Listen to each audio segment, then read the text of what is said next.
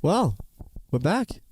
We are back. It has been 4 months since the release of our last episode. Oh, wow. Has it really? But a lot has changed. As you can see, we're sitting right next to each other. Yeah. We've had a bit of separation anxiety in the past few episodes, and we decided we wanted to sit next to each other. Mm-hmm. We're actually trialing something a bit different today. What are we doing? So we've got a sign, and a sign has a question on it. So it's what we'll be talking about, and we've got it there. So if people want to come up and ask us about it, they can. And we've got another camera over here, so it would film them asking the question, and if they would like to be in the recording, they can be. Completely up to them. But we just wanted to kind of open up the conversation a little bit, because obviously Cristian and I have our points of view and what we know. We thought it would be interesting to see if anyone else was interested in asking the question. So we'll see what happens. Yeah, and for those who are listening in and can't see the sign, it says, do you think we live in a hyperstimulated world? Yes, no, maybe. So that's what we're going to be talking about today. Hyperstimulation, dopamine, ADHD. Is it in our control? Is it not in our control? What do we do about it? Yeah. Things along those lines. But before we dig in, it's been 4 months, as we said, since the last episode. What's been happening since then? How have you been since then? Really good. So probably biggest life change was I quit my job. And so now I do coaching full time, which is great. I've picked up skateboarding again, because now I've finally got more time in my life to actually do things that I want to be doing. So that's been so good. I just had a massive, hands down the biggest thing for me recently has just been transitioning from a 9 to 5 work style, way of living, and then transitioning to working for myself, and just dealing with all of the things that come with that transition, with all the good things like extra time for fun, all the rejection that comes with doing your own sales, but also the wins that you get and being able to help people and actually having more time to dedicate to that. So it's been a wild last few months, really, and having more time to do fun stuff has been one of the best parts about it, no doubt. What's been the hardest part of the past 4 months, would you say? The emotional overwhelm. I think, especially for me, what happened was I was working in that 9 to 5 for so long. Or honestly, it wasn't even that long. It was only 5 years. But I was there, and what it allowed me to do was, even though I was very conscious of my emotional realm, I was still utilizing my job to escape and not deal with some of the trauma and tragic things that have happened in my life so far. So once I stopped doing that job and I had free time and space within the day, man, all that stuff came up. And so that's been really difficult to deal with. Just sitting there and letting it happen and just detaching from it and knowing that this is just, and trying not to logic your way through it. You know, you speak about that all the time. When you have emotions, don't logic your way through it.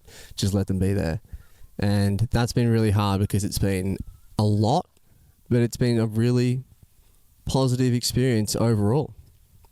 So, yeah. Yeah, well, that actually leans a lot into our episode, because we will be talking about things we've talked about before, obviously, in most of our episodes, is what actually happens when you stop overstimulating yourself, or you cut back some things. Literally. Which is what you've experienced. Yeah. And what you're talking about there, it doesn't mean that there's anything wrong if a huge wave of these things you never experienced before hit you. Yeah.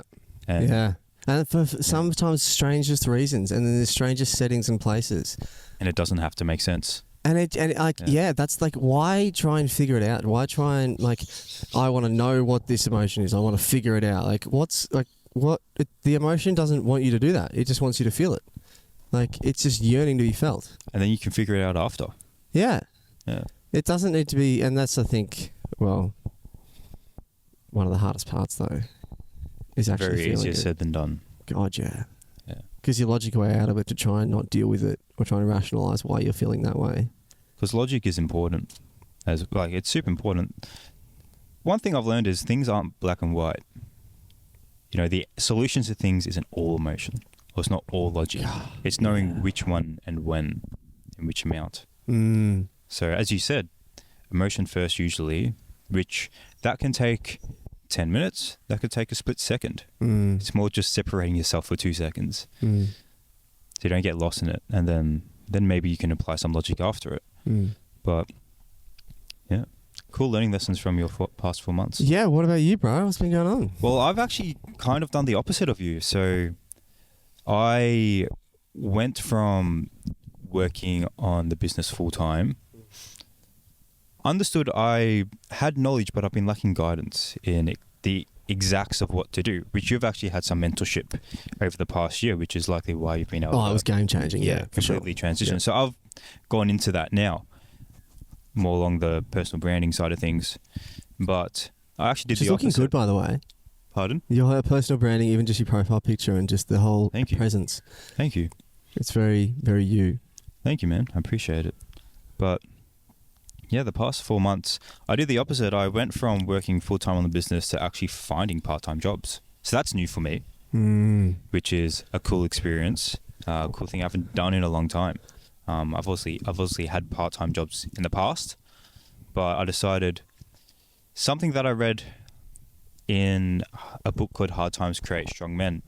It's a quote along the lines of, always work on your purpose, which is what I was doing, but don't feel shame in finding something to support it until it takes off. Nice. Which I think that was something I was avoiding. Yes. I needed some financial stability. I didn't have it. And I've had that, I think I had a bit of that shame of going back to a part-time job because I left part-time job to pursue. And then I feel like going back would be a regression. It was like a failure. A failure. But killed that egotistical side of me and said, no, I'm not too big for this. I'm not too advanced for anything. Yeah. This is actually something Brandon, one of Calum and our mentors, used to say all the time. He said, if he had to go and work at McDonald's tomorrow, he'd be happy to do it. Yeah. Yeah. And that sort of would, that would repeat in my mind. So it's been a crazy 4 months for me. I've basically been working almost every day. Up until the past 3 weeks, it's settled down. I'm now back in a routine, 5 days a week, 2 days on the business. I'm also in the middle of a dopamine detox that I'm doing as part of Lent, 44 days of that, which has been really great. And we're going to be talking about that. We're going to be talking about that. Right. And your experience through that so far. Yeah. And today, which is Sunday, it's actually Palm Sunday, is the last day of a 30-day challenge I'm doing, which consists of waking up at the same time every day, 60-minute workout, 60-minute study, 20 pages of reading, doesn't include in your study. So it's on top? Yeah, 90 seconds in cold water. But as part of my detox, I'm having no warm showers. So that's damn, dude. Yeah, it's been quite tiring. It's been getting cold too recently. It has so them been cold getting showers cold. This week has been a shocker in the cold. So, Yikes. But I feel as the longer I've gone, the past 5 days has been really easy. And as part of my detox, for the guys listening, I've been doing seed retention. You know what that is? No, what is that? What's seed retention? I feel like it's a niche thing. It's where you just don't release your natural testosterone. Right. You don't Right, yeah, I hear. Yeah. I hear. You don't do that. Yeah. Whether you have a partner or not, but you just hold on. And it actually boosts your energy. Yes. Because you're not releasing your natural testosterone every 2 days. Not that that's what I do, because I've overcome that addiction of mine. I did notice that when you were, or like when I used to do that all the time, that when you actually started to try and not do it, you were able to be more energetic. Like there was more time in your day. And because it was just like it wasn't like something that you were worried about doing. I think there's a little bit of that in it as well. That it's something because to complete every few it's days. something that you could do, and when you remove it, your mind naturally moves on to something else. Funnily enough, speak about emotions. That's an emotion. That's an intense emotion. And the way to overcome the need to feel like you need to jack off is to just become comfortable with, for lack of a better word, having a stiffy and not knowing what to do about it. Yeah. You can just sit with it. And, if you've ever had a day where you've been too busy to have lunch, you're hungry, but you're like, I'll finish this thing, and then you forget you had lunch, the hunger went away. It's the same for Yeah, it's the same thing. But at the time, it can feel like it's never going to go away, and you just have to deal with it. You have to let it go. So obviously, after you feel depleted, you feel unenergized, you feel like you totally do. You're depleted. You're so unmotivated afterwards. So imagine how you feel if you don't do it. That's how I felt for the past. But I notice it's very different with a partner. Biologically, scientifically, it is because it's done through. You can search it up. It's called the battery effect. I'm not going to talk about it in this episode because we're digressing a little bit. But there's something called the battery effect. But that is on par with our thing. We digress all the time. If you want, you can search up the battery effect, and it explains that if you have sex with a partner and it's loving, it actually does the opposite effect. It like energizes me, and I it feel energizes like the both of you. With them. Yeah, it energizes the both of you. Yeah. But just purposeless release and purposeless just wasting your testosterone, of course, that's depleting you. Yeah, it made the moments afterwards feel like less good. Yeah, it's just instant gratification. Yeah, yeah. Whereas a partner, that's huge delayed gratification. Imagine think about all the work as not even just a guy, but just as a person, you have to put in to, first of all, be attractive to anyone, and then work on yourself to find someone who you like actually connect with, put in the time, connect with the 1%ers, the little things, and then you can get to the stage where you're having I think that's why it makes it so beautiful in a way. That's probably why, because it's ultra delayed gratification. Think about the years that you and I spent working on ourselves, and now we both have wonderful partners. Wonderful partners. Yeah. So that's delayed gratification. It's probably why there's the battery effect of it. So true. You're a very knowledgeable person, Cristian. Hey, so are you. Thank you for the compliment. So today's topics before it becomes an episode about sexuality and why you shouldn't. Okay, so the topic of today being dopamine and hyperstimulation and in this modern world. So initial thoughts, Cristian, on hyperstimulation? We can talk about dopamine. Yeah. We can start off talking about dopamine. You got a mozzie, right? Yeah. I was just going to kind of like brave it and just take it on. But you could feel him biting into you. No, I know. I was just sort of... But we can talk about dopamine. We can talk about maybe what it is. Is it good or bad? Yeah. And how does it relate to the modern world? Is today's world, is there more dopamine in today's world than there was maybe 50 years ago? And what is the result of that? Is that good? Is it bad? Whatever. So scientifically, dopamine, there isn't anything bad about dopamine. But just like anything, most things aren't bad. It's usually what you do with it or where you get it from. So dopamine simply is a chemical in our body. It's a chemical in our brain that motivates us to do absolutely anything. And basically the way it works, very simply, is it's your brain telling you that something is necessary for survival. So the reason why you go to the fridge or you're hungry is dopamine is released, and that tells your brain, we need to go do that because it's necessary for survival. So dopamine is actually very necessary. There's nothing evil about it. It's necessary for survival. The problem in our modern world is we think that porn, for example, is necessary for survival. We think that drinking, we think that Instagram, we think that all these things are necessary for survival. Because the way that dopamine works is it will always think that the thing that is necessary for survival is the thing that gives us the most amount of dopamine or the most amount of pleasure in the least amount of effort. So think about the difference of why you are probably more motivated to watch porn because it's quick than you are to go and pursue a loving relationship or put in the work, because you probably get 10 times the amount of pleasure, because especially artificial intelligence, it's much more perfected what you're seeing, what you're watching, and you could watch instantly 100 girls if you want in the span of an hour. That's 100 times the pleasure with zero effort. You just go on your phone. You're there straight away. But then you think about the actual effort required to go and pursue a woman in person. You have to probably get in a bit of shape. Make sure you dress up nicely. Have some good cologne.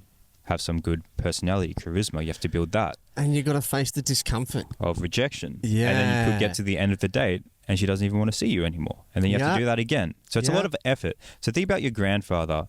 He had to go through effort. This makes me laugh. I saw this once on Instagram. It's someone posted that said, men did greater things when it was harder to see tits. Interesting. So that's dopamine. I think there's also something to be said for the charm of the old school man. You know, the way they 100%. dress, the charisma, the care and time they put into just how they were, like posture and how they could speak and their charm and like the one-liners even, or just being able to... The gentleman-like of them. Yeah, even just like opening doors. Just as simple as that. I think there's something to be said for how that transition... And that's valued today, but it's also not necessary as much as it might have been back then. And so therefore people don't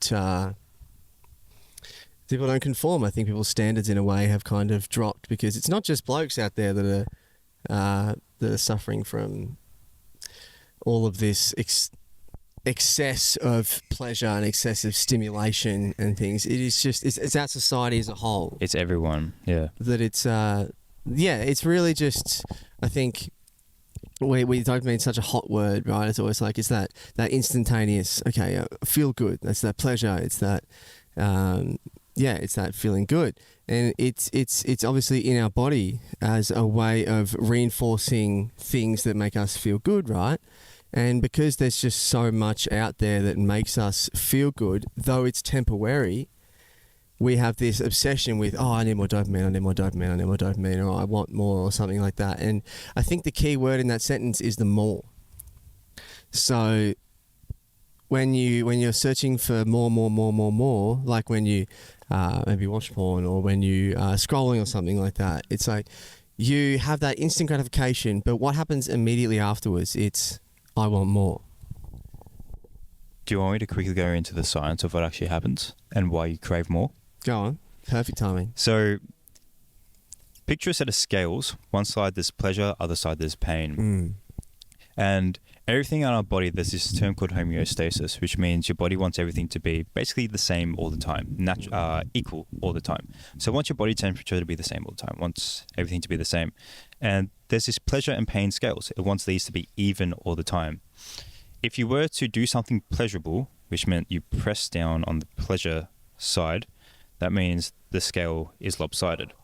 In order to return the scale back to normal, it has to load. If you think about rocks, like you put rocks on the pleasure side, it goes down, the pain side looks up. Yeah. So to balance it back up, you have to put pain on the other side to level it back out, which is why after you do something very pleasurable, you get a crash, you feel pain.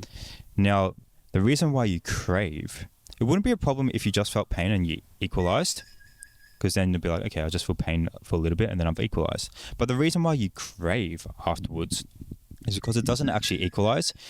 It temporarily overshoots. So when you do something pleasurable, think about a graph. Like you spike in pleasure and then you dip in pleasure and you go into pain and you dip a bit lower than where you started. So now you're in a deficit of pleasure. Yes. So now you crave to go back up to where you were. You crave the pleasure again. But guess what happens? You get that hit of pleasure and then you go further down. Get the hit of pleasure, bigger craving, further down. And then now you're no longer chasing the thing to feel pleasure. You're just chasing it to feel less pain.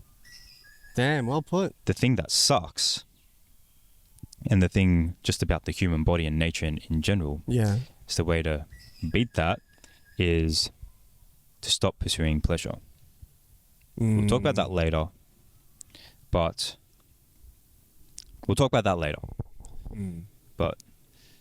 that's how it works. That's why we crave things. Because as soon as you get that big spike, you get that crash. Think about when you have junk food or when you have sugar. You get the spike and then you have a sugar crash. Now you crave more sugar. The cool thing is the opposite is true. if you do something that sucks, Mm-hmm. you know, you have a cold shower, how do you feel afterwards? Good. Feel invincible. So you have a big dip in pleasure, huge amount of pain, then you go up afterwards, spike afterwards. And it's like you can choose. My cousin talks about this all the time. He says you can choose your struggles. You know, when it comes to like a cold shower, that's a choice that you've made.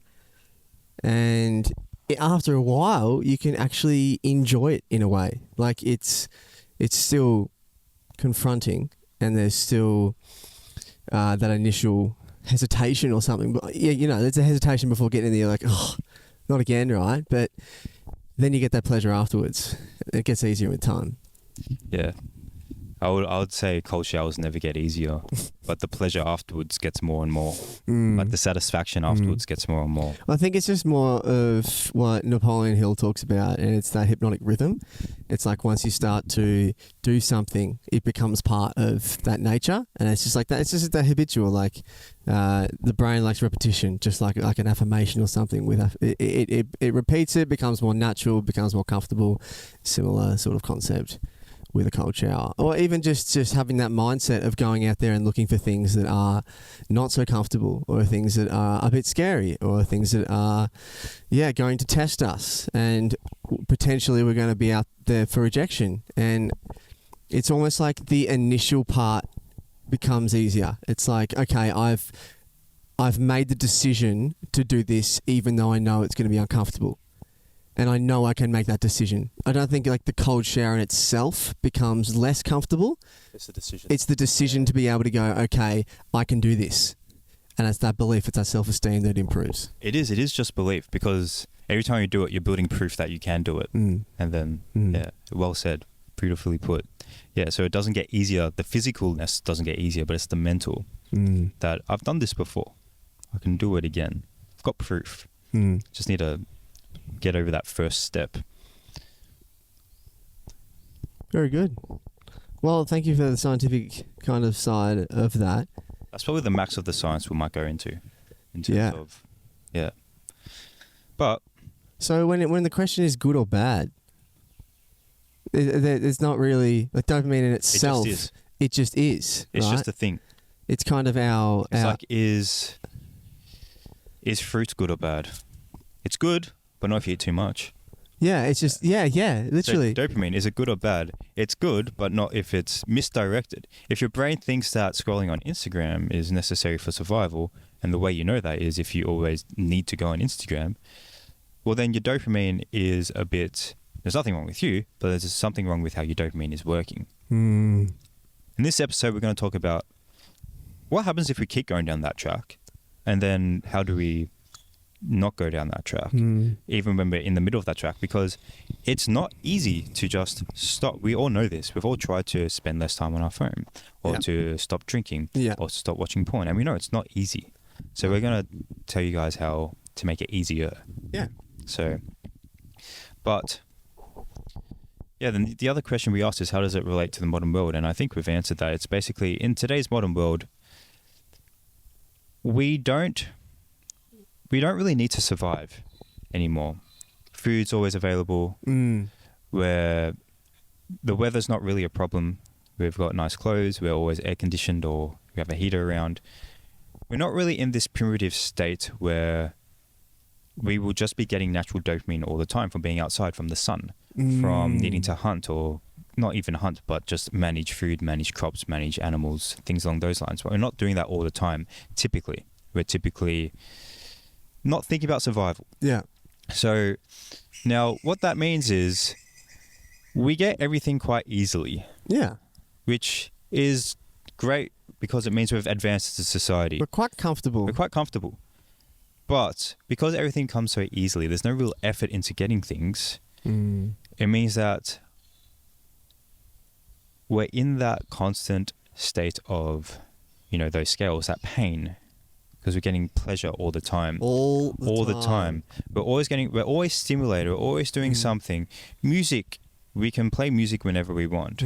Whereas before, you might have had to go somewhere to listen to music, or turn on the radio. You had to carry your radio around. We got our phone on our phone. Music is literally like an assumed part of life now. It's like You drive everywhere. Music's on. Music, like you walk around a park. Music's on. You go to the gym. Music's on. You go to a fucking cafe. You go to restaurants. You go to Woolies. You go to shopping centres. There's background noise everywhere, and I think that has a lot to do with the hyperstimulation that we're talking about, because these places that used to just be, you'd listen around to the hustle and bustle of people talking and walking around and things. Now the baseline of that, because there was silence behind that, right? So if no one was there to be silent, now you've got a shopping centre where there's music as the baseline. There's not that silence now. So the baseline for stimulation is literally risen. That's a great way to put it. The baseline has risen because there's that music there. The baseline for pleasure has risen. Yeah. Mm-hmm. Yeah. Which is why it's so important to be talking about this hyperstimulation, or at least just making people aware of what's going on. And when we have that conversation sort of more often, people are able to make those more informed decisions, because there's a lot of ways in which your life can be simpler, and the simpleness of it will make you happier. Because there's this really, really important quote, I've been talking about it all the damn time recently. It's from this J. Cole song, and it goes, which is more important, getting or letting go? Which is more important, getting or letting go?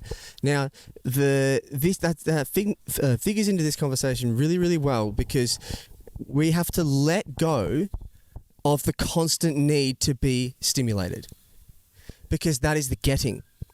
We're out there and unconsciously getting, because we're getting pleasure. We're at a shopping centre, we're getting music, pleasure. We're not just at a shop shopping anymore, which used to be pleasurable enough. That was an outing. You go shopping, it's like, oh, wonderful, going to get some new clothes, fantastic. Or going to go to the fruit shop, look at all this beautiful fruit, look at all the families that are around, like how beautiful that was to be a part in that atmosphere. And now you've got people that'll go, and I understand that everyone has different levels of capacity and things, I get that. But what I'm saying here is we have moved as a civilization that you now have music everywhere that you go, whether it's in the car, whether it's at a shopping centre, at a shop, and you are constantly getting. We're in a society that's constantly getting all the time. We're consuming things. We're take. And like we're scrolling through your phone, you're constantly getting new information. It's so quick. It used to be you read a book. That's how you got information. It was slow. It took time to come and be processed in your mind. It took time for you to actually make effort to read that.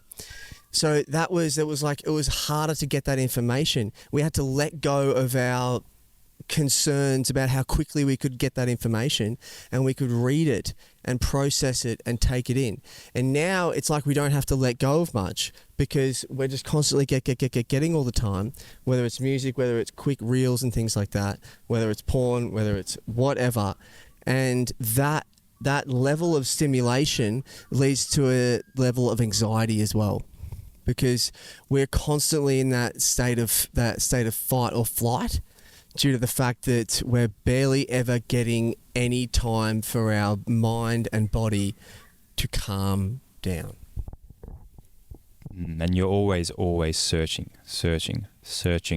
which means that when the music is off, when there is just 10 seconds of nothing is happening, your body freaks out. It's like, where's that next dopamine hit? Where is it?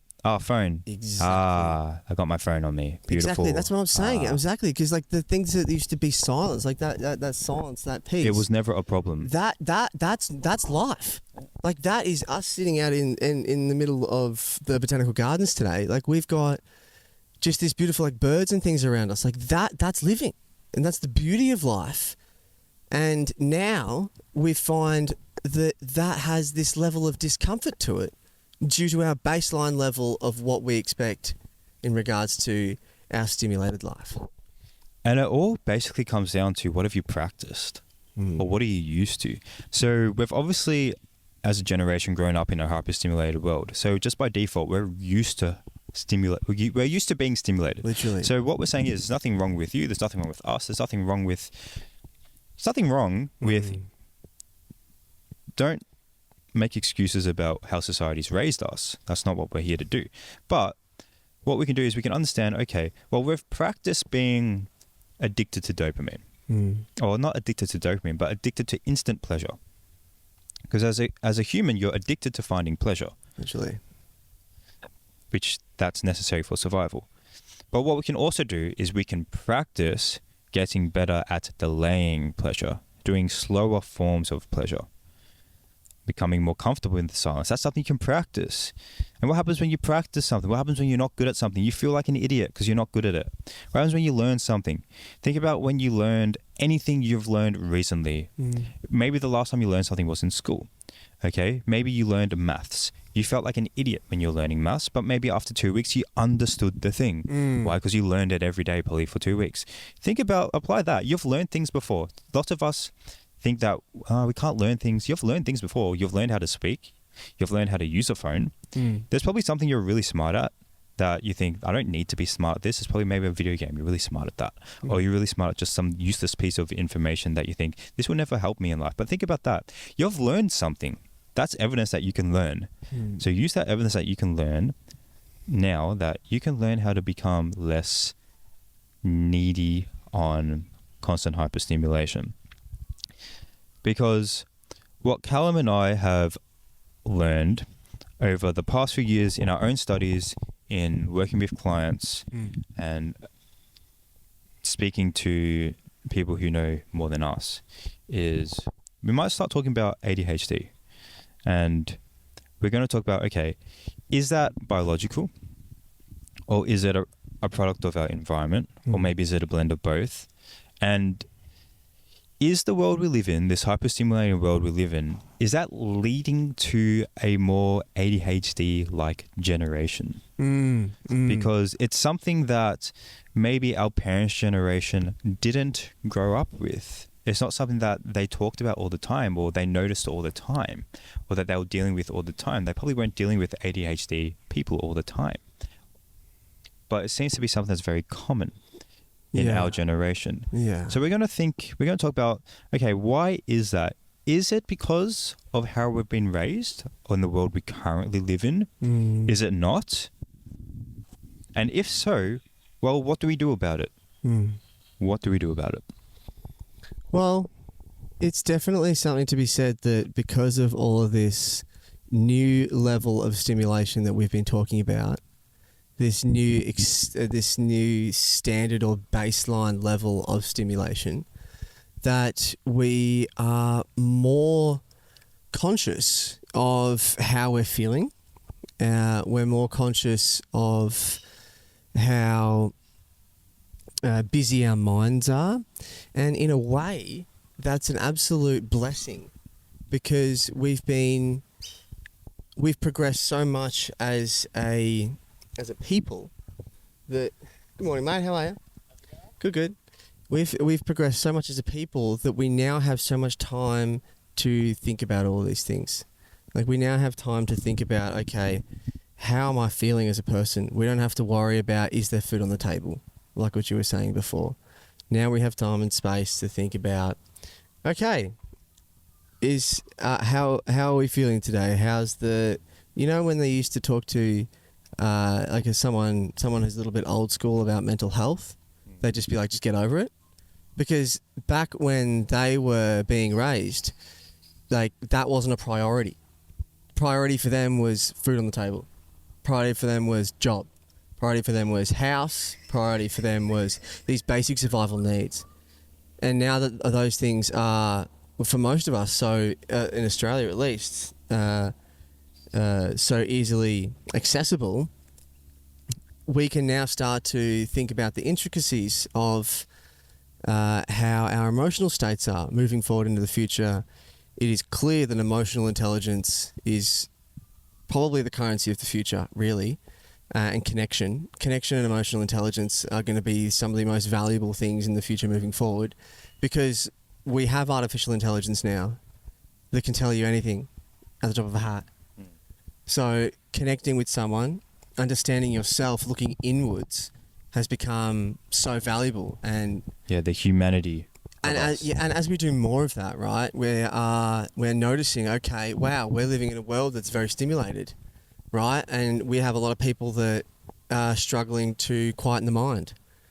And we have a lot of people that have noticed, okay, wow, in this current setting, in this current society, the world that we live in today, we're finding that when I'm trying to live by the standards of other people, that way of living leaves me feeling very anxious, leaves me feeling very overwhelmed all the time. I can't keep track of time. I can't focus very well. And we're finding all these things, and then we're going, oh, wow, okay, so you naturally have a lower level of dopamine. And so then that's when we look at it and we say, okay, well, then that's ADHD, and in a way to try and match the people around us, match that state of happiness and satisfaction that we see in our external world. We go, okay, wow, I've got to get all the time. And so then we're raising that already stimulated baseline. We're raising it even more, which leads to exhaustion, which leads to burnout, which leads to emotional breakdowns. And so, yeah, I think this world that we live in now has had a big effect on how conscious we are of people that have that lower level of dopamine, because we've kind of got this new normal of what a life should look like or how it can be lived. And for people that have tried their whole lives to fit into that and just found that they don't, are now going and saying, hey, what's going on? They say, well, you actually have a lower level of dopamine, which means that you have ADHD. So would you say very simply that ADHD is more an inability to focus because your brain has become used to getting the quick fix? Well, it's just as a human being, say, right? So say as a human being, say most people are 170 centimeters tall, right? So this is a random stat, doesn't make any sense at all. It's completely picked out of the brain. Say everyone's 170 centimeters tall, and then you've got some people that are 150 centimeters tall, right? It's just the way some people are made.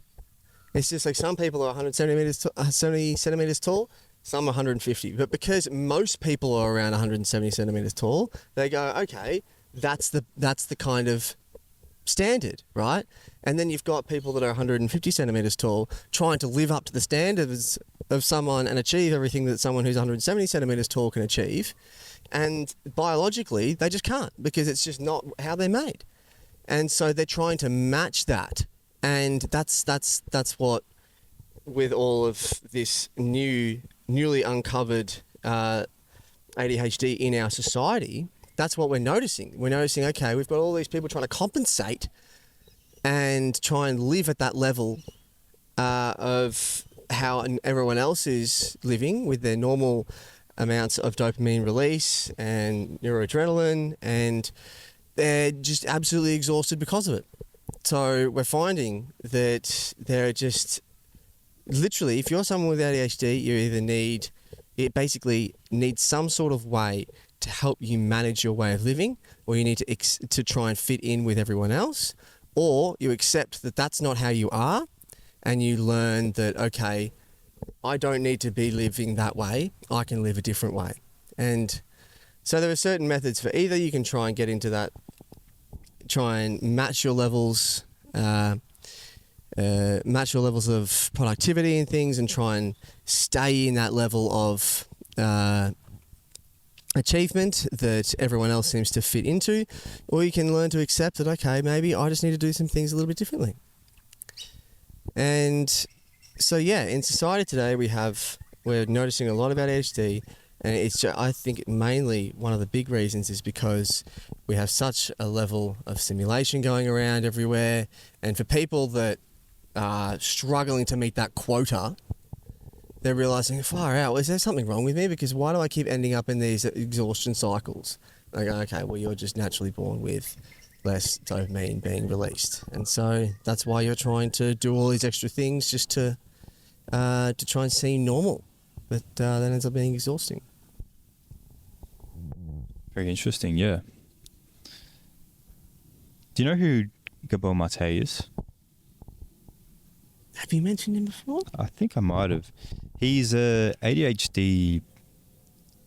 Well, he's not specifically ADHD, but he's a scientist, psychologist, doctor.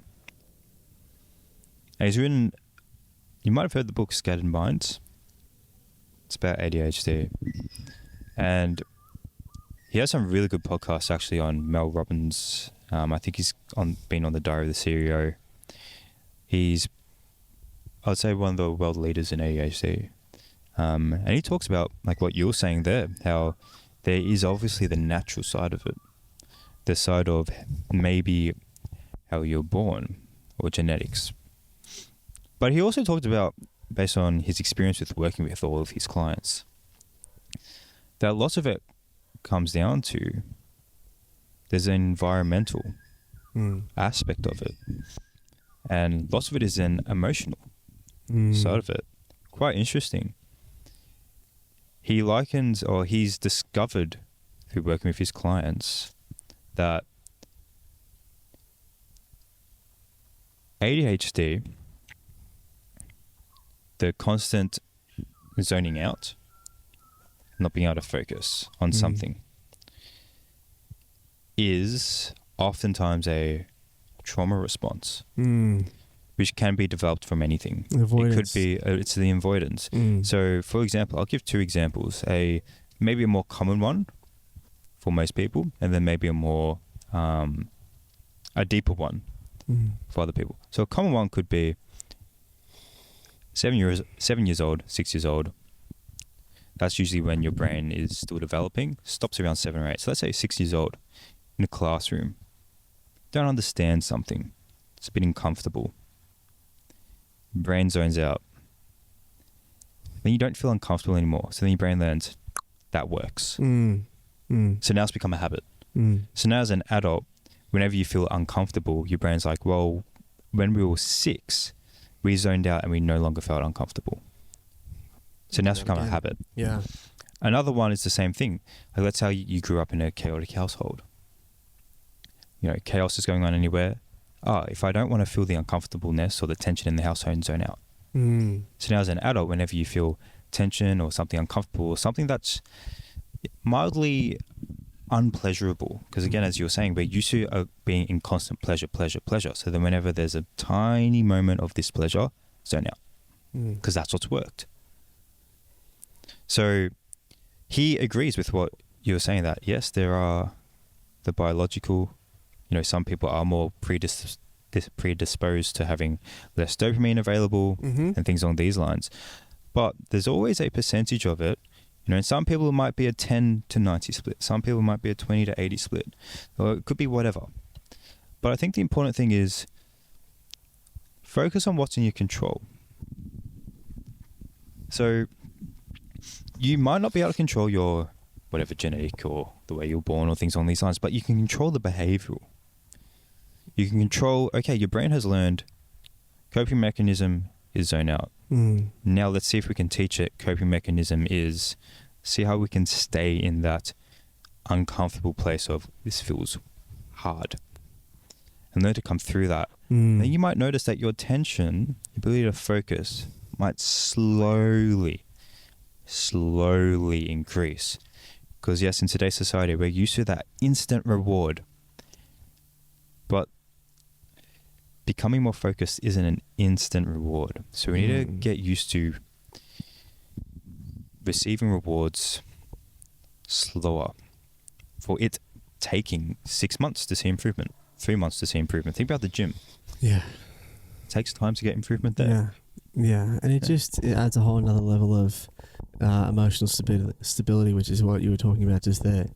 Because when we've got that sense of, and a lot of it comes down to seeing or learning that a lot of your worth comes from what you can do, and your value as a person is deeply rooted in what you're able to achieve, which is totally not true.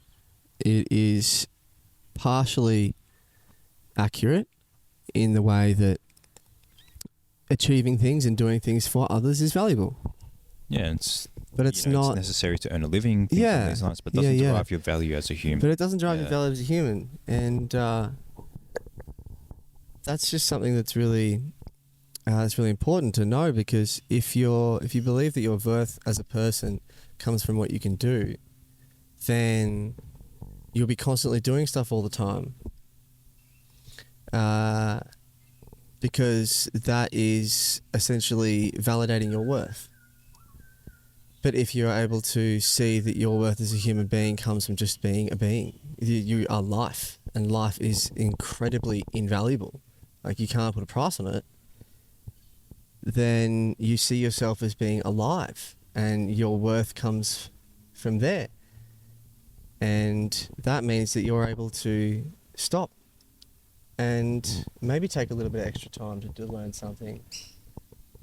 Because when we see ourselves as not being very worthy, and the only value we have is what we can do for other people and for ourselves, well, then we're constantly going to be doing something all the time to reinforce the fact that we are worthy of love. But when we see ourselves as being valuable just for being alive, and the capacity and the potential and the beauty of being able to experience the things around us, when we see that and we really understand it, or we choose to live a life from that place of I'm enough and I don't need to prove anything, well, then your nervous system can relax, because it's not trying to prove that you're okay. It has no need to prove that you're okay, because it knows as a very deep place that you are enough, that you are okay within yourself, and you do not need to prove it, and you can go out and do things, learn things, and take time to learn them and do them right, because you're not seeking the outcome of having completed it. You just want to learn, because that's something that you can do as a human being. Yeah, that is beautifully said. That is beautifully said. It makes me think. Shift, yeah. You know? Go on. It makes me think about my beliefs as a Christian, and I would say these are very beneficial beliefs to have what I'm about to share. And you can believe this whatever you believe, but so as I was saying, we had a nice helicopter fly over us. But if you believe that you start off zero value, and that in order to earn what most of us are searching for in life, we're searching, when we're going out clubbing, when we're doing this, when we're doing that, and we're doing all these destructive things, we're searching for love, and we're searching for God. We're searching for where we came from, what we were created as, who we are. Now, if you believe you started at zero value, you're going to be searching for God in meaningless places. You're going to be searching for love in meaningless places. And you're going to be trying to work your way into love, or into acceptance, or out of, orphanage, or into belonging. You're going to be trying to work your way into heaven, essentially. But if you have a belief that I was created with a purpose, I was created valuable, I was created through love, I am loved by the entity that created me, that created everything, decided I deserve to be created for a specific reason, then you no longer feel the need to work as a way to prove yourself, or to find something that you already have, which is the love you were created as. Yes. Now, you might think that, well, then that makes me not want to do anything, then I should just be lazy and do nothing. Then that's an excuse to be lazy and do nothing. But what you'll find is, when you allow yourself to understand that you are valuable just as you are, you're loved just as you are, and you don't need to do anything, then it releases the pressure of trying to do something for the sake of doing something. What I like to tell people, and I also remind myself of this, this is a quote by Marcus Aurelius, who was a Stoic Roman emperor. He says, if it's humanly possible, you can do it too. That's his quote. So anything you want to do, you can do it, because it's been done before. Now, I like to add on to that, but you don't have to. So if it's humanly possible, you can do it too, but you don't have to.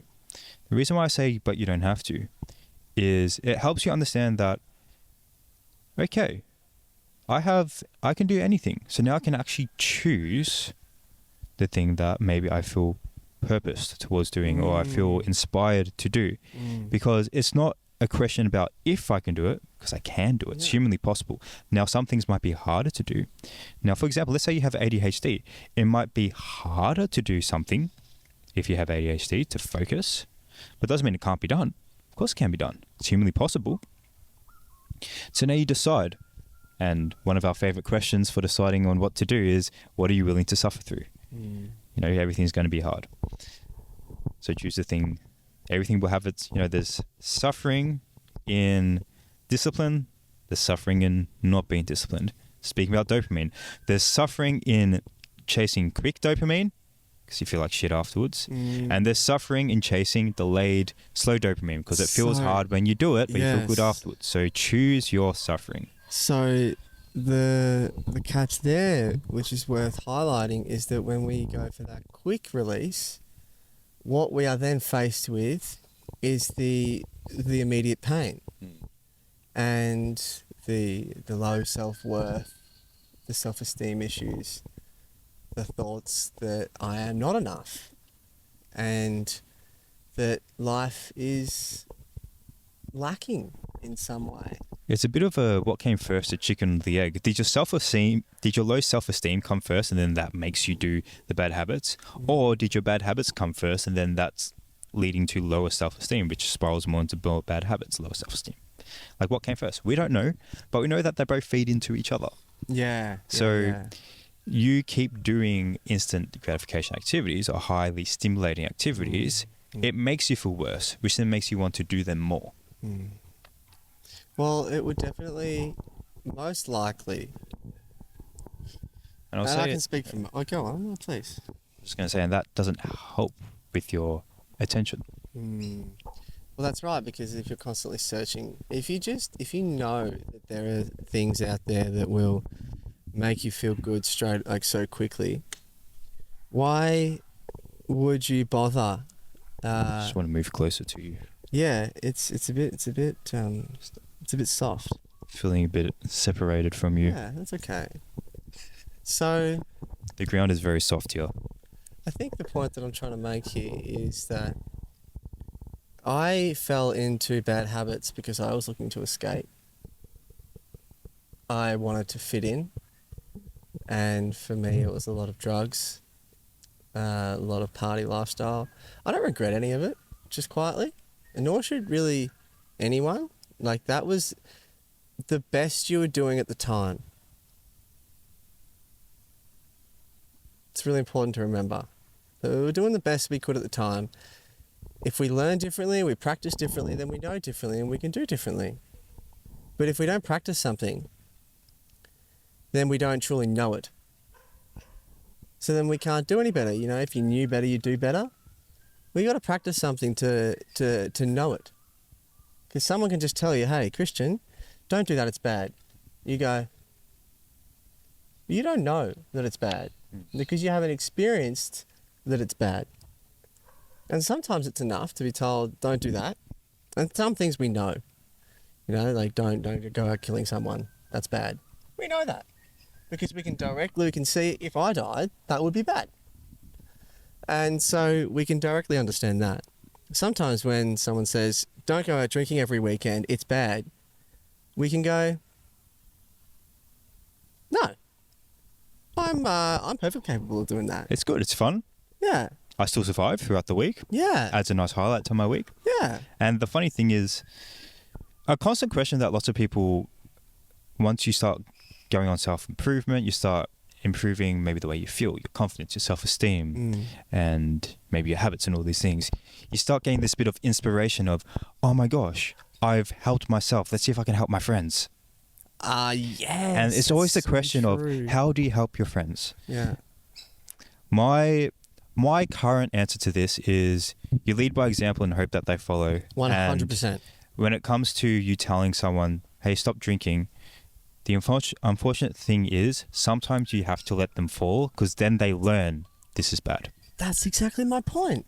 And that's why same with me. I don't regret all the addictions and bad habits and things I've done, because without it, I wouldn't have learned that it was bad. Yes. Even though growing up, your parents tell you porn is bad, drinking is bad, going out all the time is bad. Yeah, and it's just, it's also, it comes down to like why we were using it too. And my dad used to say, everything has its measure, right? What does that mean? Everything has its measure. So to me, that means that, say, it even comes down to say, okay, you want to drink some water. If you drink too much water, you'll drown. Yeah, you will. It's as simple as that, you know? And we want food. Food is good. Too much food, you'll be fat. Like, it's as simple as that. And then that extends to everything. And so that's just something to remember, that everything has its measure. Everything has its measure. That's nice. You know, and so it kind of, it deconstructs the idea that, oh no, those things should never be touched. Because, look, here's an example. You know how we just said before, killing is bad, right? If someone was coming into my house and was threatening my family, and the only option I had was to defend your family. Was to defend my family, then in that circumstance, I did what I had to do.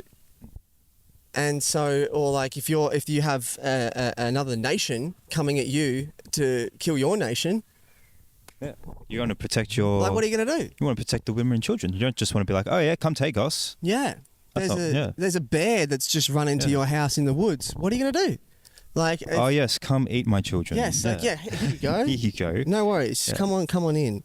And so there's a certain measure to everything, and nature has its ways of doing that, and it'll force you to understand things. So similar to what we've been talking about, when you have that instant gratification, that instant pleasure, nature will. It's the balance that you were talking about before. It will force you to realize that is not something that will allow you to also have happiness at the same time. Like, you can have all the pleasure all the time, but you're going to be having a low self-esteem due to the fact that you think on a subtle level that I'm not good enough, therefore I need this pleasure to feel okay. But when you have that sort of that baseline, we keep coming back to it, it's that baseline. Once you have that baseline of happiness and that steadiness of calmness within yourself, then you're able to go, I actually don't need that because I'm okay without it. It's the letting go. And now it can be a conscious choice. Yeah. So I think hopefully by now you guys have a understanding of like what dopamine is, how it relates to ADHD, whether ADHD is purely genetic or purely environmental. It's more of a mixture of both, as we've said. The cops are after Calum. They're flying above us. But no, maybe they're after me. Maybe they're after the pair of us. Yeah. We're talking about controversial things. They're coming after us. Yeah, but like, no spitting facts around here. No spitting facts. The social media companies are after you. No telling the kids to just get off social media because then we can't sell them things that they don't need. But talking about that, just quickly, the government have gone and in the last 4 months they've gone and said no social media for under 16s. Yeah, now we got kids riding e-bikes everywhere, which I think is much better than social media. At least they're outside. At least they're outside, and I do have to laugh. First, parents are complaining that kids are. You want some? I'm all good, man, but thank you for offering. I actually can't have it as part of my detox. I'm only having water. But fun fact. Very nice. Yeah. But first, parents are complaining, or society is complaining that kids spend too much time inside. And now we're complaining they spend too much time on their bikes. Isn't it funny? There's always something to complain about. Oh my gosh. That's why you shouldn't watch the news. But, we don't watch the news. But I think we can, as I was saying before, the helicopter. A book or a quote or something? Book or a quote. And then after that, we can share our own unique, I guess, methodologies on how we would turn our hyperstimulated self into more of a steady self, focused self. Perfect. So you can share a quote and a book, or both, one or the other. Feel free. You want to go first? I'll go first. Okay. Yeah, I can go first. I'm going on a book, by the way. I'll do both. Okay. Because it sort of relates. Right. So the book I recommend is Hard Times Create Strong Men, because I've been reading that during my detox because it's a hard time. The book is based on it's meant to be an 80-year cycle. It goes, hard times create strong men create good times create weak men create hard times create strong men. Basically, it explains dopamine. If you do something hard, become stronger. If you do something good or pleasurable, you become weaker. And it's a really good book.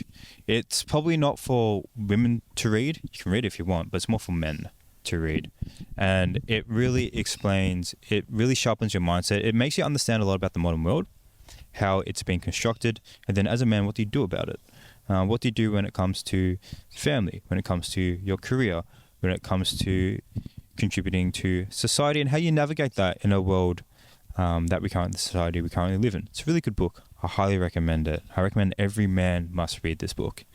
But the quote I want to share, it's something I say, or it's more a belief or principle. I don't know who said it first. Okay. And it relates to this book, Hard Times Create Strong Men, and it relates to lots of other books. And it's probably mentioned in this book. But it's basically chasing pleasure leads to pain, chasing pain leads to pleasure. And that basically explains the hard times create strong men cycle. So chasing pleasure leads to pain, chasing pain leads to pleasure. And I think the importance of that is it just explains dopamine. If you do things that are highly pleasurable, you're going to experience a life of high pain. If you do things that are highly painful, you're going to experience a life of more fulfilling pleasure, more sustained pleasure. The thing you'll notice is both of those options have pain and pleasure. So you can never go through life without experiencing pain. The decision that we get to make as a conscious human being, as someone who's in control of our mind, which we all are, the decision we get to make is, do we want to experience the pain first, get it out of the way, or do we want to experience the pain after? Do something impleasurable knowing that's going to suck afterwards, or do we want to feel the achievement of doing something hard, but now we've got this bliss afterwards? I personally believe the second option is best, because that does encapsulate that hard times can create strong men cycle. When you do things that are hard, you do things that are uncomfortable, do things that are just not fun. They're just inconvenient. They're just not things you want to do. Someone's not happy right Damn, now. dude.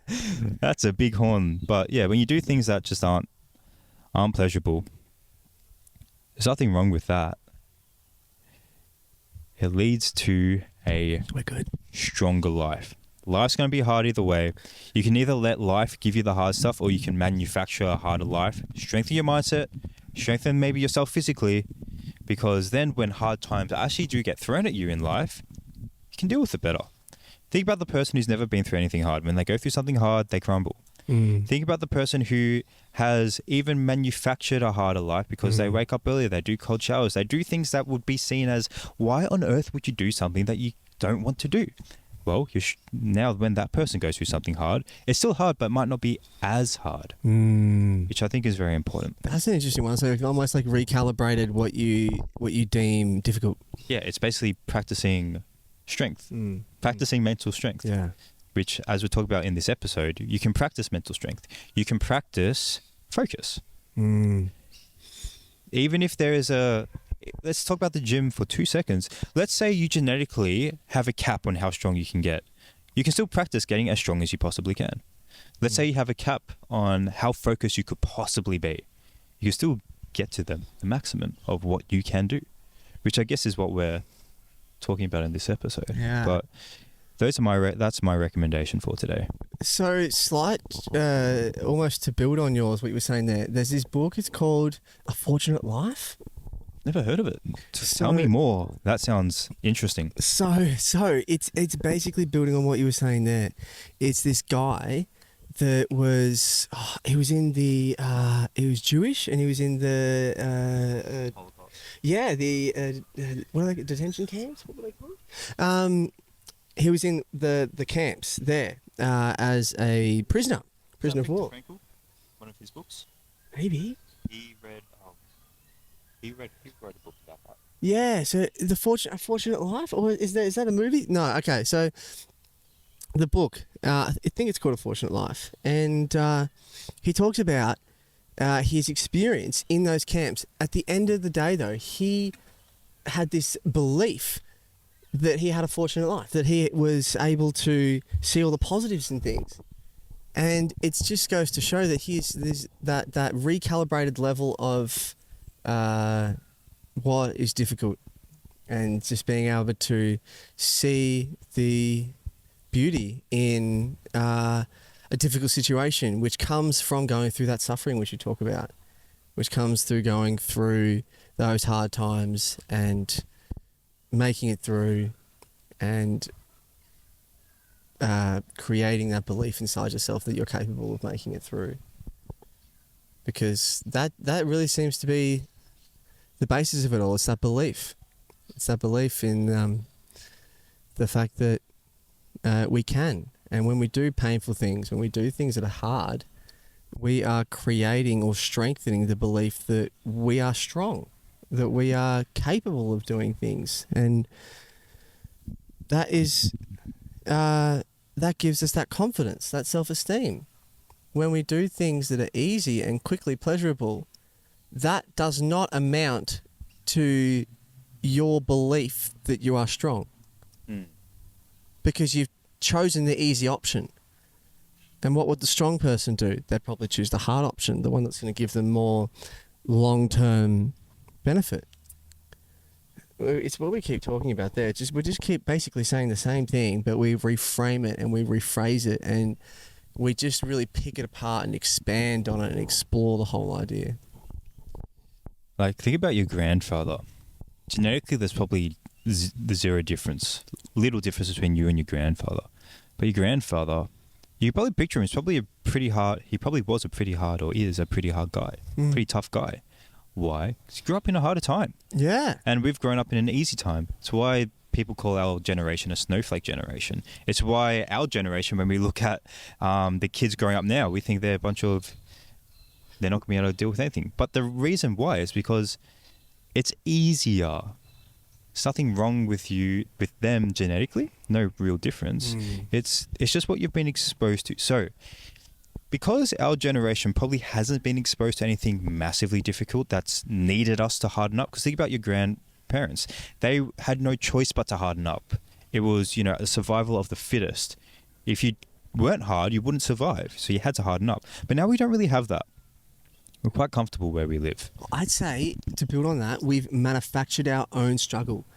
Well, your brain does that. We don't have much. Your brain is a problem solver, so when there is no problem to solve, it'll manufacture its own problems. This is a big thing when it comes to ADHD, is that people are constantly looking for that final fix.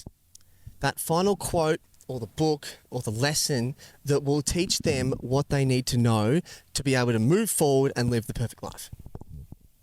And there isn't. I used to be like this too. I used to think... There's not. Yeah. There must be some quote that I haven't heard yet. You know what it is? It would just click everything. What would happen if you implemented all the quotes you've currently heard before trying to find the next one? That's usually the thing that's holding a lot of us back, is we're stuck in the planning and the knowledge acquisition phase without ever first taking any action. Yes. Become an action taker. Actually, something that's quite... We'll move on. Book. Along those lines, it's called The Surrender Experiment by Michael Singer. So essentially, he lived a life where he has surrendered his existence to what life presents to him. And it is beautiful because he has stopped forcing things to happen. He started letting life happen to him. And that change in perspective of what we are required or what we need to do is just such a release. It's that whole coming back to the I am enough, I am not enough. I am not enough, therefore I need to achieve, therefore I need to force these things to happen, therefore I need to plan and control, and there's tension and there's anxiety and there's all of these fears around it happening or not happening, and then there's the discomfort when something isn't going to plan. There's so much attachment, right? What he has done, and he's lived it for 40 years, and he sold multi-million-dollar companies, like done really, really well, but he is also like a full-on hippie. Was living in the forest. He went and was living in his van for ages. Smart dude. What he did, and what's the most beautiful part about this book, is his whole story about how he just started letting life happen to him. Instead of trying to go out there and force everything each day. Okay, this is the next opportunity. Let's make that happen. This is the next opportunity. Let's make that happen. And not in the sense that, you know, if it's not easy, it's not worth doing. No, it's a matter of, okay, instead of trying to carve our way out into the world moving ahead, let's just show up and do what we can each day to see what the world needs from us. Yeah, and let go of control. Yeah. Which is what surrender means. Yeah, and there's the tension that comes with controlling. It's basically like the allowing yourself to let go of everything, so that this is actually something that they mention the author Stefan Arnio mentions in Hard Times Create Strong Men, is when you cut away all the fat in your life, you cut away all the distractions, and you're left in that silence, you can finally hear what God or the divine intelligence has been trying to tell you, has been trying to direct you. Yeah. You know, in these dopamine detox I've been doing, I've just had so many ideas pop up that I wouldn't have had if I was constantly scrolling. Even I spoke to one of my mates, this is probably 2 months ago. We've been having steak nights. Yeah. Because I was working at a butcher. Yeah. I'm no longer working there anymore. But I used to bring home steak. I used to go to his house, bring home steak, and we'd cook up a nice T-bone, a nice ribeye. Nice. That was the best one we had. Great. It was like that thick. Nice. They were massive. Right then. And obviously I knew it was a proper ribeye because the cow come in and I saw the butcher chop it up. Oh wow. It's actually really nice. Yeah, cool. I learned a lot about meat in that. Yeah, sure you did. And the actual biology of like animals in that time. But we'd have these steak nights, and he was just talking about how I noticed he was very agitated in the way he's talking, and there was a lot of this control. He was very anxious about this happening, which is like I've been in that place before. And you know, it's easy to get back into those places, even for moments. And I gave him the suggestion: what if you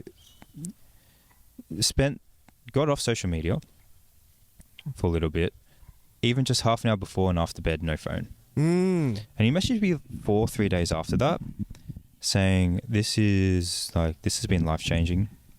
I've had so many ideas. I've had so many things come into mind, and I'm so much more focused. Out of one half an hour change of not stimulating himself, he's been able to unlock more clarity. He had finding clarity on things that were bothering him, because he's realized this is not something I need to think about. Yeah, it's really cool. Well, it's exactly what you were talking about before when you said, when you start going through that self-development journey, how do you help you have this desire to help other people do it. What's the best way to do it? Lead by example and be there when they want the help. And that's exactly what you did. Yeah, it's true. Thank you. Yeah. Because you start to notice all these amazing things, like surrendering just to the moment, like just being as it is, like, and how beautiful that is, and how lovely and whole you feel. It honestly brings up so much emotion, because you realize how much of your life you spent trying to force things to be a certain way. And when you stop doing that as much, it is an absolute liberating feeling. So what would you say your tips or your methodology or your advice would be to us as a generation who live in a hyperstimulated world that stimulates maybe more ADHD? But what would you say, what would you recommend to someone? Because now we know that, okay, we live in this hyperstimulating world. It's not ideal, but we still live in it, so we have to deal with it somehow. Yeah, we got to deal with it. What do we do? I'll give you one tip. Go and do things with less distraction. What do I mean? Have a meal, 1 meal a week without TV. Start there. Then maybe go for a walk with no music. Then maybe study with no music. Then maybe drive with no radio. Or maybe play a couple of songs and then stop. What that is doing is that's resetting the hyperstimulation that we've been talking about. It's lowering that level of constant need, constant getting, and we're letting go of that side of ourselves. But we're doing it step by step.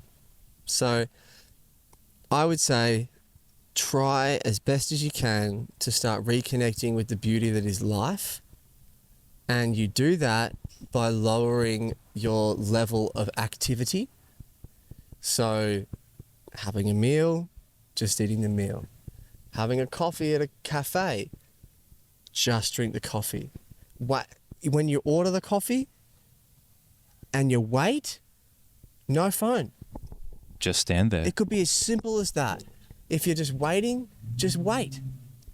So it's really just about lowering how much the mind is needing to be active, how much you're demanding of it. And then from there, you can start to see the voice in your head.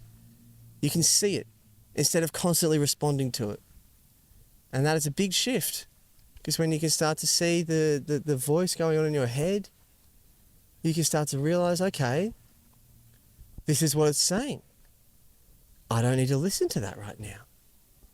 And you're only able to do that, and you're come from a place of being responding, or a place of responding, when you're able to lower your nervous system's activity, which comes from lowering your amount of doing, which is starting from a place of simply doing something and doing it and not having any other distractions. Like eating that, and you'll find that food tastes really good. You find that, you've missed out on the enjoyment of food because you were eating while watching TV and your mind's split between two different things.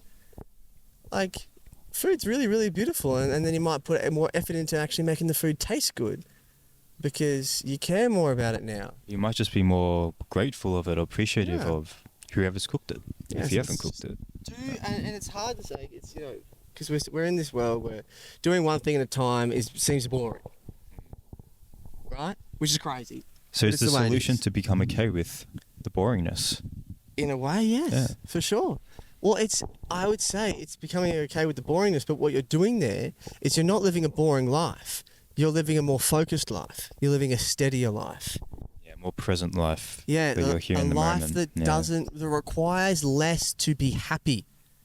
Because if you need constant stimulation all the time just to feel okay within yourself, that's exhausting. Because you need to be doing stuff all the time. No wonder your brain is exhausted. And it's no wonder why it's moving all the time and talking all the time, because you've trained it to need to do that in order for you to feel happy. So the less you can do and the more you can concentrate, or not necessarily the less you can do, the more you can concentrate on one thing at a time with less stimulation and less background noise, the more happier you will be in your life, because your brain will not need to be as active. Your nervous system will settle down, and life will be more fulfilling. You'll be able to notice the beauty that is in the little things. Yeah. I think an important thing, just to tap on what you're saying, what Calum's not saying, or you can do this if you want, is to live like a monk and just do nothing. You can do that if you want. That would be very effective. But that's kind of extreme. That's the extreme. Yeah. But what we've both found is when you strip away all the hyperstimulation, you can still live, and it ends up being the reverse effect. You can still live a very busy, a very productive, a very focused, a very purposeful, very disciplined life where you're achieving. And guess what? You'll get more stuff done. Yeah. You'll actually get more stuff done because you're more focused. I think, the main concentration is just try and practice focus, like we were saying there before. It's practice, and you get better at it. We have learned that you're not allowed to record podcasts without a permit on government land. Sorry, government. Sorry, Mr. Albanese, for terrorizing your country. We are very sorry. But the sign has been removed. The sign's been removed as per instruction. We were told to remove the sign, and we did that. We said we had 15 minutes or so to go, so we'll look towards wrapping. Yeah, we are about to wrap. I'll share what my protocol would be. Yeah, I'll go on, which is pretty much what you're saying, but making it a structured season where you would do it. And it's what I'm doing right now. It's called a dopamine detox. It's something I would recommend. And a dopamine detox is basically where you detox from all the hyperstimulating pleasure in your life. So I'm doing one right now as part of Lent, so 44 days. Lent is 40 days, but you don't do the Sundays, but I'm just doing it for the whole period from, where does Lent start? Ash Wednesday up to Holy Thursday. 44 days. Scientifically, you only need to do 28 days, and that's when, you know how I was talking about that graph where you do something pleasurable, you spike, and lots of us are just like so low by default because we're being so used to pleasure. It takes scientifically 28 days to get back up to baseline once you've removed any type of pleasure. So let's say you're addicted to sugar. If you don't have sugar for 28 days, you're no longer addicted to sugar. So that's scientific. I want to do this every year. I did one last year for 30 days. This year I've decided I'll do it for Lent. It's a good time of the year for me to do it. There's no events around, like family events, where it'd be nice to enjoy a cake with the family or things along those lines. This time of year is just perfect time for me. So I'll give you examples of what I'm detoxing from, because it's pretty self-explanatory. You just don't do anything stimulating for a period of time, and that resets your dopamine. So I'm having no sugar, no junk food, which actually, you were talking about food before. Something I've noticed, I don't like honey. I've never liked honey. I've found it revolting for all of my life. Right. 3 days ago, I had a spoonful of honey. I loved it. Because I haven't had any sugar besides fruit for the past, today is day 40, so 40 days. Wow, good on you. Yeah. So that's real world example. Day 40. 4 more days to go. And this isn't your first time doing it though. You've done it. No, I did it last year. And then I've done it for non-specified periods. Yeah. Before that, but as a specified period, did one last year, doing it this year. Yeah. And I've done it in on and off periods before that. Yeah. But yeah, no sugar, no warm showers, so completely cold. So I haven't had a warm shower in a long time. Damn, that's going to be good. Yeah, that is hard. Oh my God, that Easter, is hard. Let's go. Yeah. No social media. I've been posting on social media, but I haven't seen anyone's stories. I haven't seen anyone's posts. Just none of that. If I am watching some sort of content, it's just a course or an educational. I've invested in. We're getting absolutely ambushed here, Cristian. The government, they don't want me. The government. Yeah. There's helicopters flying over. The government does not want us to record on their land. They've gone, nah. That's why the police was. That's why the police was over before. The government doesn't want us to record under the. These trees have names. Doesn't want us to record under the. I can't see the signs. But yeah, beautiful trees. It's an illegal tree to record under. So, as I said earlier, I've invested in a personal branding mentor, and there's content for me to watch. So I can watch that because it's educational content, and it's longer than 10 seconds. It's like a 20-minute video, a 30-minute video. Educational. So it's educational. It's purposeful. So obviously, you have to when you're doing a dopamine detox, you have to not bullshit yourself. You have to be aware. Okay, right now I'm watching something that I don't need to watch. So obviously, I'm doing seed retention as well, as I said. I don't watch porn. I haven't watched porn in 3 or 4 years. A long time for you. Yeah, long time. But me and my partner, not doing anything there. Yeah. That's pleasurable. How was that conversation? Is that something you willing to talk about, or? I basically just told her this is what I'm doing with my detox. Yeah. She was probably more unhappy about not being able to watch TV together and movies, to be fair. But there you go. No, that's something that she was accepting, and she's been very supportive of this whole journey, because I've been doing, as I said, the detox simultaneous to the challenge, which means I haven't been able to spend a lot of time with it, because usually when I come back from work, I have to fit in an hour of gym an hour of study, and it's just not a lot of time. You know what? But this is the last week of it, and she's very excited that it's ending because we'll have more time together. Yes. I'm on this energy high, and I'm like, I wish I could keep going, but I'm not going to keep going. Are there things that you want to retain? Well, I'm going to keep doing most of these things are things I already do.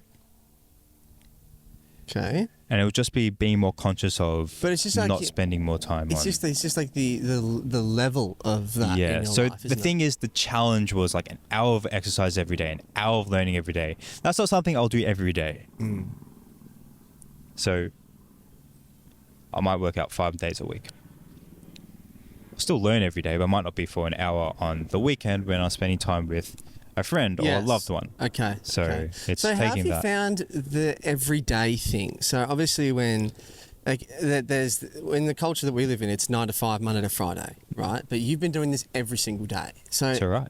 have you found that there's a sense of overall stability and steadiness that comes from that? Because there's never like a stopping point. So you just kind of continue. Is that what's your experience there? Because I've been waking up at 5 a.m. every day, it means I've been going to sleep relatively at the same time every day, which means over the weekend you don't have a late night, which means the Monday isn't hard because you're not spending a day or two getting back into rhythm. There's limited variation there. Which is actually how you're supposed to sleep, apparently. You're supposed to always wake up in the rise of the sun and the fall of the sun at a constant... rhythm I talk about. You're meant to go to bed at the same time because then your body, it's meant to be good for your health.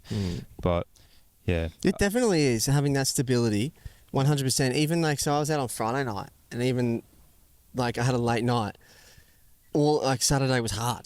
Right, and because it's like I wake up at the same time like every single day, similar to you.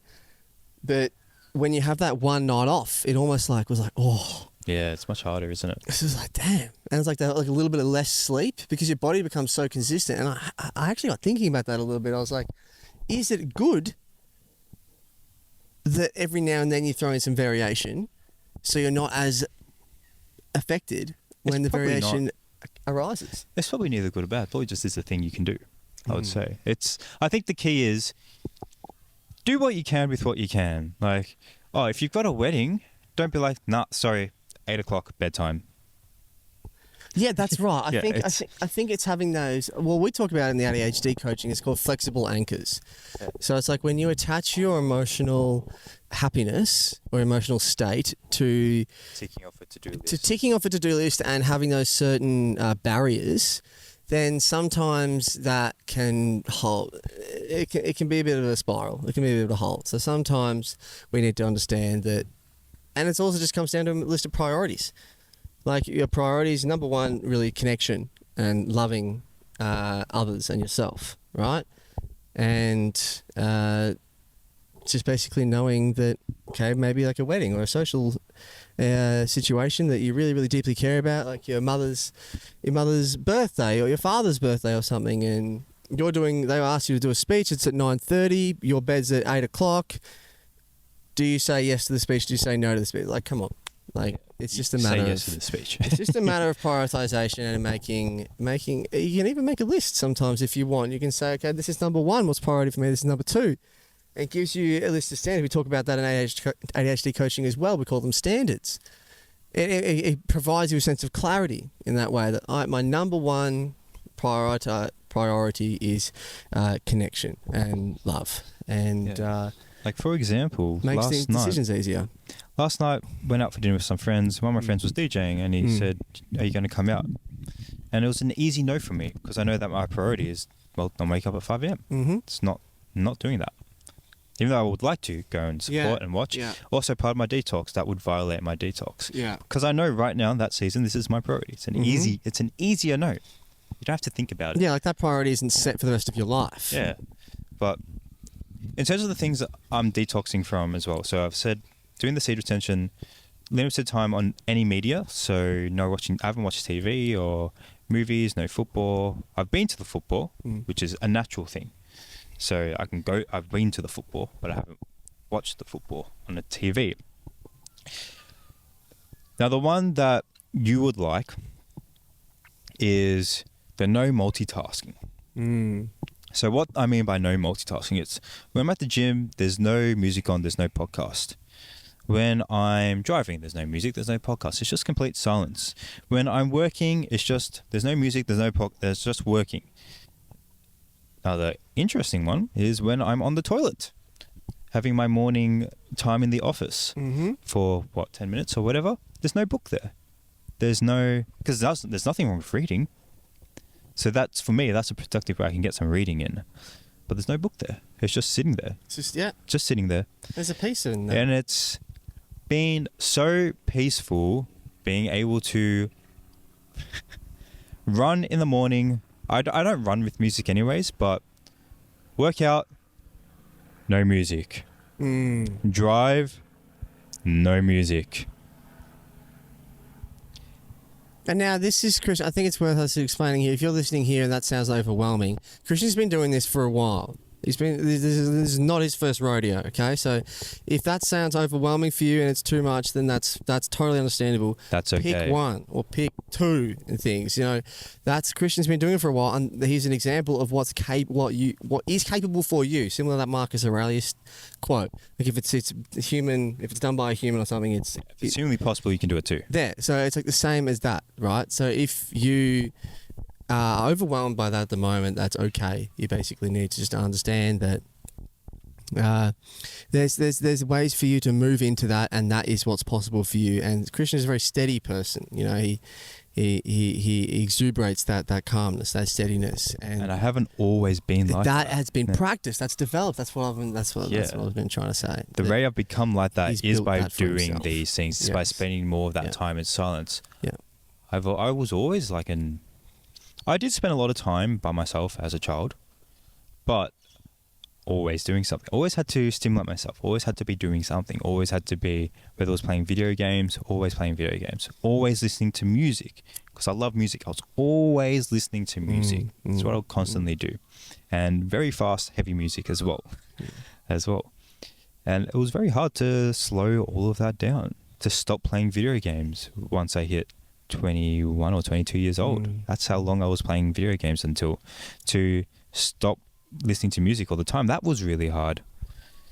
So I haven't always been a steady person, and I'm not always a steady person even to this day. No, that's right. But what we're trying to say is these are ways to practice.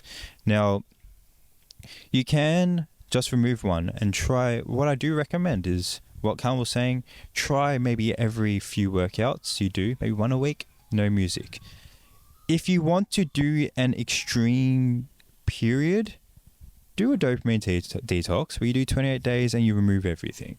You can do that. There's nothing stopping you from doing that. And the thing is, you might not succeed, and that's okay. Maybe just try again. It's okay if you don't succeed. What matters is that you gave it a go. Yeah. And maybe you don't want to do that, so you stop one thing, detox from that. And if you have any questions, message him. Message Cristian. He's done it a few times now. He knows what he's doing, so I'm sure he'd be happy to help. Yeah, and I'd love to go more into like my story, my experience of doing both the challenge and the detox at the same time, but I think we should wrap it up now. Yeah, We've been talking for quite some time. The guy might come around and fine us for having a chat, having a conversation. Not allowed to speak on government land, so no talking. He's just trying to do his job. Yeah, nah, he's all right. But yeah, all right, so wrap it up. 3 things you're grateful for? Well, I'm grateful for our time together. Yeah. I am grateful for the past 40 days of this challenge and detox, the silence. I've been grateful for the silence of it, which comes to more clarity. I've been grateful for my partner, because although she probably doesn't love that I'm doing this challenge, she's actually very supportive of it, and she is very encouraging of it as well, because there have been some days where I've been exhausted, and exhausted Cristian is not fun to be around. I'm very grumpy when I'm tired. I love my sleep. So there's been some days where, for example, before I originally planned to just do the detox, and then the challenge came up as part of a group I joined, do this 30-day challenge. And I was thinking, I'll do it after the detox. But I thought, no, that's procrastination. I'm going to do it with the detox. You know, taking action instead of procrastinating. And I already had planned to go to the football one night. We got home at 12. Yep. or 1 or Did you something. get up at 5? Got up at 5. Damn. So for the next 3 days, I was catching up on sleep. So she Yeah. had to deal with that. And I'm very grateful that she just was patient. Was that really patient with you? I did fail the challenge once, which meant I had to restart the 30 days because I was up at 2. I was up until 2 and I had to wake up at 5. And I had to drive to work. I decided it wasn't responsible or healthy to drive to and from work on 3 hours sleep. So, but yeah, those are the 3 things I'm grateful for. Time with you today. Yeah. Being back in the OTBP podcasts, now that we both have a bit more of a steady schedule. The added silence I've had and clarity from this dopamine detox and challenge, and then for my partner for supporting me through it. How about you, sir? Very good, sir. Family has been a big thing recently. Family and connection and loved ones. Throughout this recent sort of time on my own, getting that more time for myself, you can feel quite lonely sometimes. So it's brought to light how important family and connection are, and then I think that's just a beautiful thing. You know, you take something away for a little bit and you realise how important it is. So that's been nice. Family, connection, and just speaking my truth, really. So connection, family, the ability to be able to go out and try something on my own, big, and being able to connect with you again. It's been a long time. It's been lovely to talk to you, really. Oh, we just get going, don't we? And we start chatting. How long My have we been watch going is for? an hour and 40. We've been going for an hour and 40. And it... Yeah, I'm not sure how many people in this world I can talk to for that long. I could talk for 3 times what we just talked to because it feels like we just got started. I know. We have to wrap up now. but I think that's a really special thing. And you find someone in your life that you're able to speak to for a long time. And like, we haven't seen each other for months. We sit down, boom, near 2-hour conversation. Spend Straight time off the go. Just comfort, easy. It's lovely. And so I've really, really enjoyed today. All right. Well, next time we're going to talk about what we were originally going to talk about today, but ADHD was on purpose for us. It came to us, and hyperstimulation came for us to speak about today. But the episode before, episode 7, we said we were going to talk about letting go on episode 8. We'll leave that for episode 9. So we are going to let go of this podcast at the moment because the government with their helicopters, they're after us. They don't want us to speak. No, there's just a bunch of... I think there's Run for the Kids is on today, I think there's lots of helicopters flying around maybe for that. Or maybe there's a lot of people doing some illegal stuff and they're trying to catch them. Either way, we'll wrap up. Thank you very much for listening to us today. Mm-hmm. I know it's been a while, but we are back. We're going to be much more consistent with these. And yeah, stay off the beaten path. Let's go. Take care.